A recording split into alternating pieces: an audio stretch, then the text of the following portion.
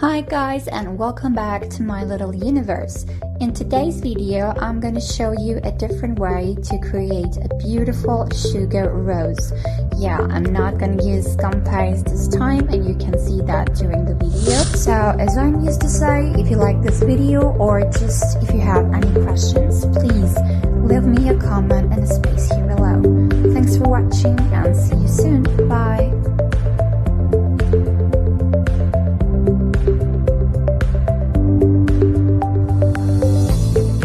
Coucou les amis et bien retrouvés dans mon petit univers. Dans la vidéo d'aujourd'hui, je vais vous montrer une méthode différente pour créer une magnifique rose en pâte à sucre comme celle-ci. Et bien vous avez compris, cette fois-ci je n'ai pas utilisé de la gum paste, vous allez d'ailleurs le voir pendant la vidéo. Et comme je dis toujours, si la vidéo vous a plu ou simplement vous avez des questions, laissez-moi un commentaire ci-dessous. Je vous dis à très bientôt, ciao!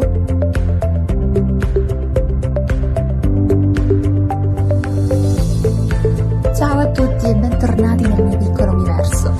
Nel video di oggi vi mostrerò un modo alternativo per creare una bellissima rosa in pasta di zucchero. E sì, questa volta non sto usando la pasta model, come potrete vedere durante il video. E come dico sempre, se vi è piaciuto questo tutorial o semplicemente avete domande, lasciatemi un commento qui sotto. Noi ci vediamo presto, ciao!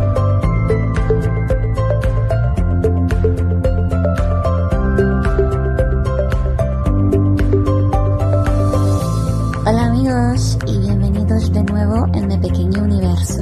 En este vídeo les voy a mostrar una manera diferente para realizar una rosa como esta en azúcar.